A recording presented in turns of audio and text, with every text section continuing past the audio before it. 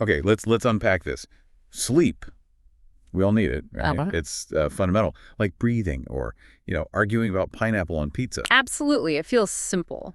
But figuring out exactly how much sleep is the right amount, that feels surprisingly complicated when you actually look at the science. It really does. And for a long time, the main idea, which was backed by quite a bit of research, was that, optimal health longevity, too, was in the sort of sweet spot. Right. Usually people said around 7 to 8 hours. Anything much more or much less was thought to bump up various health risks. Yeah, that classic U-shaped curve thing, like you're Yeah. on a tightrope and falling off either side, too much sleep is, well, bad news. Exactly. And this has been linked to things like heart problems, diabetes, and yeah, even the risk of dying from any cause, what they call all-cause mortality. Precisely. And, previous big analyses, these systematic reviews and meta-analyses, they've often backed up this U-shaped relationship when looking at sleep duration and outcomes like all-cause mortality. Okay, so it sounds like it should be settled science then. Hmm. But the source material we're digging into today, it's a specific piece of research where they decided maybe it's time for another really rigorous look at this connection. That's right. They wanted to bring in newer data and, this seems key, use a very precise way of defining the sleep duration groups. Correct. We're diving into the findings of a systematic review and meta-analysis. It was published in Epidemiology and Psychiatric Sciences. And what makes this kind of study powerful is that it's not just one study's results. It synthesizes data from lots of them. Pulling it all together. Yeah, they included 39 studies just in their qualitative review. And then for the actual number crunching, the meta-analyses, they used data from 19 and 18 studies comparing different sleep lengths. So they're trying to get a clearer picture by pooling all that evidence and being really careful about the details, the definitions. What exactly was their mission here? What were they trying to clarify? Well, their main goal was pretty straightforward. Figure out the link between how long adults sleep and their risk of dying from any cause. But, like you said, a key motivation was using very specific, non-overlapping definitions for those sleep categories. Non-overlapping. Why was that so important to them? Well, they felt this level of precision was needed to avoid maybe misinterpretations that could have happened in older analyses that might have used broader or slightly overlapping definitions for what counts as short or long sleep. Got it. Making sure they're comparing apples to apples, not like apples to slightly bruised apples. So how did they do it? What was the method? So they did a really thorough search across the big medical databases looking for the right kind of research. They specifically wanted cohort studies. Cohort studies. Remind me what those are again. Yeah, these are the studies that follow large groups of people over usually quite long periods of time. They track their habits, their health factors, and then the outcomes like, whether they pass away and from what cause. Following people for years. Yeah, Yeah, that makes sense for looking at mortality risk. exactly. It's essential for this kind of question. They were pretty broad at first, including studies in any language from anywhere.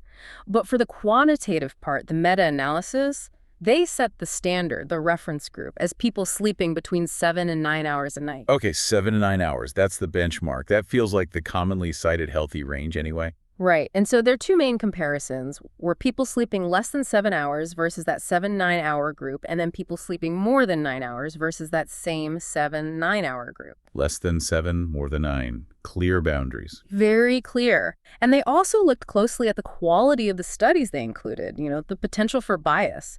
They found that most studies actually showed a pretty low risk of bias on the criteria they used. All right, sounds like they did their homework finding and checking the studies. Right. So let's get to it, the findings. What did this deep dive uncover about the group sleeping more than the reference, the folks getting over 9 hours? Okay, so this study did find a significant association for that long sleep group. Compared to the people sleeping 7 to 9 hours, the group sleeping more than 9 hours seemed to have a higher risk of all-cause mortality. A higher risk. Okay, can we put a number on that? How much higher are we talking? Yeah, the meta-analysis gave a result called a risk difference, and it was 0.09. Risk difference 0.09. What does that mean in practical terms? Right, good question.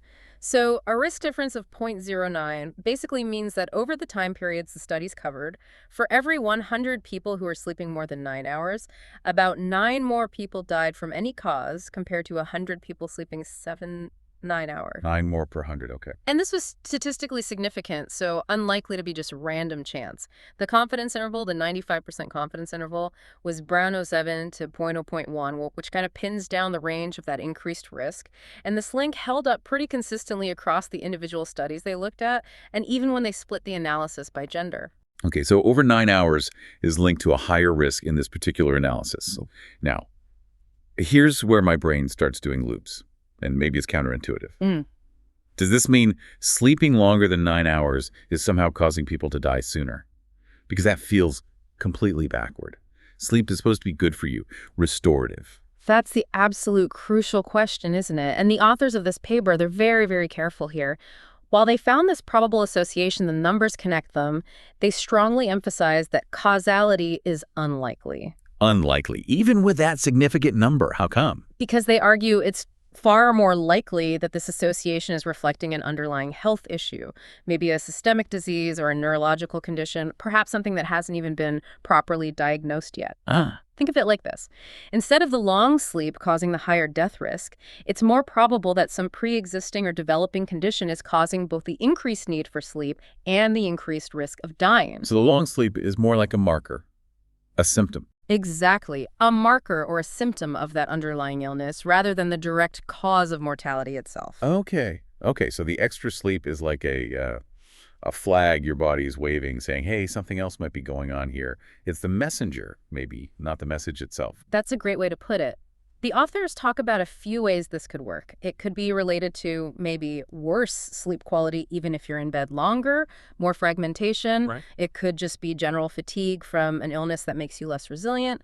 There are ideas about changes in immune system signals like cytokines, even theories about, messed up light exposure or lack of physiological challenge from being awake. But the main explanation they really lean towards is that the long sleep is simply reflecting an underlying disease process that's already raising the mortality risk separate from the sleep itself. So for you listening, if you find you consistently need or are getting way more than 9 hours of sleep, maybe it's just a little nudge to pay attention. Potentially chat with a doctor, not because the sleep itself is harmful, but because it could be a sign something else needs checking out. Precisely. It could be an important clue your body's giving you. And it's worth noting, some of the studies they looked at did try to adjust for lots of other factors, age, known health conditions, and they still saw this link with long sleep. Oh, interesting. Which might suggest it has some independent predictive value, but still, the author's interpretation strongly favors that marker of underlying disease idea as the most likely explanation for the connection. Okay, that definitely puts the long sleep finding into a clearer, less scary context. Yeah. All right, let's switch gears. What about the other end? Short sleep. Less than 7 hours. Based on that common U-shaped idea, this is where we'd expect to see a clear risk increase too, right? And this is where this specific meta-analysis throws a bit of a curveball, something that might surprise people and maybe challenge that simple U-shaped view. In their analysis, when they compared the group sleeping less than 7 hours to that 7 9-hour reference group, they found no statistically significant difference in all-cause mortality risk. Wait, hang on. No significant difference. So, according to this study, sleeping less than 7 hours didn't show a higher risk of death compared to the 7-9 hour folks. That's correct for the specific comparison they made. Less than 7 versus 7 to 9 hours, the calculated risk difference was actually 0.00. And the 95% confidence interval was 0.00 to 0.01. 0.00. Exactly. And the fact that the confidence interval includes 0 basically confirms that any tiny difference they saw between those groups wasn't statistically significant in their analysis. It could have just been chance. Wow. Okay, that feels like a pretty big departure from the common wisdom that any amount outside 7-8 hours is riskier. Yeah. Why? Why might this study's finding on short sleep look different from previous ones that did show a link? Well, the authors themselves talk about this, and they suggest it's probably a direct result of their methodology specifically, how strictly they define those sleep groups. Back to the definitions. Exactly. By rigidly using 7 hours versus 7-9 hours, they avoided the potential issue of overlapping or maybe broader definitions used in some older analyses.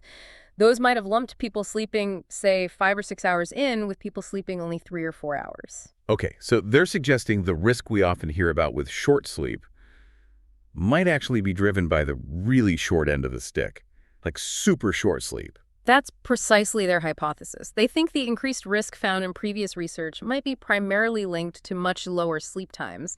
They specifically mentioned durations possibly below 5 hours. I see. Their 7-hour group, remember, includes people getting 6 hours, maybe 5.5.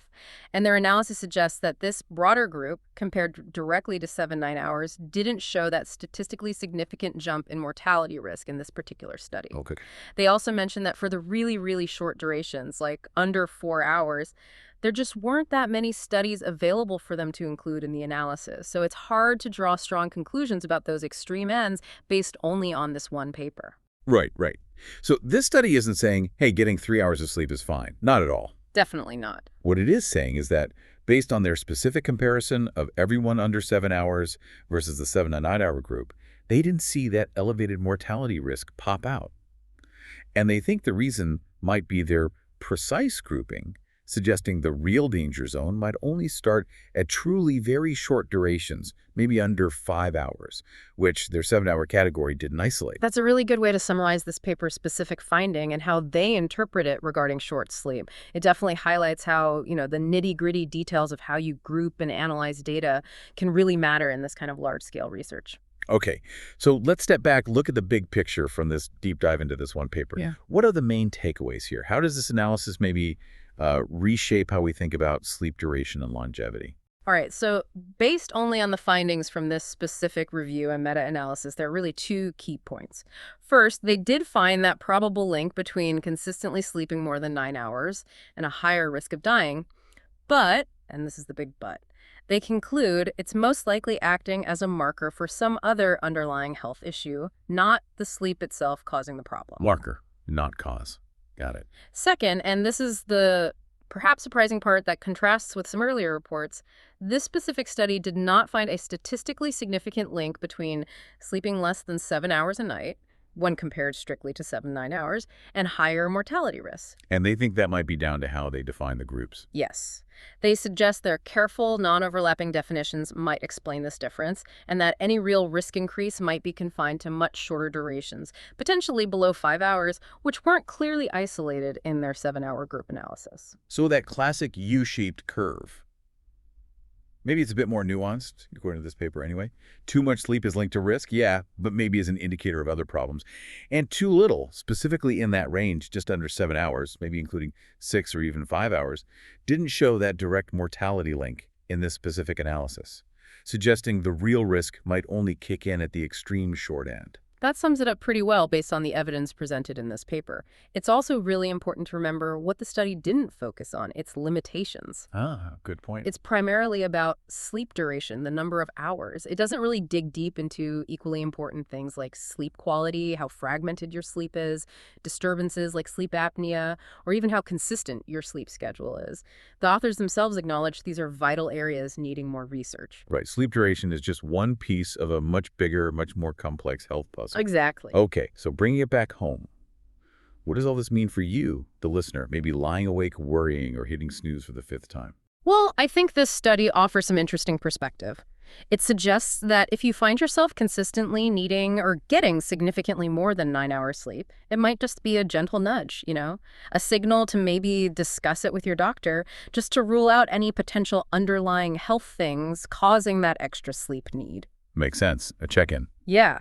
And then on the flip side, if you're someone who consistently gets, say, 6 or maybe 6.5 hours of sleep a night, and you genuinely feel rested, you feel healthy, well, this particular analysis didn't find a clear link between that duration range and increased mortality risk compared to people getting 7-9 hours. So maybe don't panic if you're naturally a 6.5-hour sleeper and feel fine. Exactly. It reinforces that your personal experience of sleep, how you feel, and the signals your body sends are really important. And the science, even on something that seems as simple as how long you sleep, can be quite nuanced. It depends heavily on how it's studied. Sleep duration is definitely a piece of the health puzzle, but maybe not the only or even the primary piece, especially for those durations just under 7 hours based on this paper's findings. That's actually a really helpful way to think about it, a bit of recalibration on just focusing on that one number. Yeah. Thanks for walking us through this research. It's pretty fascinating stuff. My pleasure. It really shows how science is always refining things, even ideas we think are well established. Absolutely. And for you listening, here's a final thought to maybe chew on. If consistently needing more sleep might be a subtle signpost pointing towards underlying health stuff, Hmm. what other seemingly minor things in your own life, physical feelings, moods, daily habits, might also be quietly signaling something deeper, something worth paying attention to, and maybe trying to understand a bit better?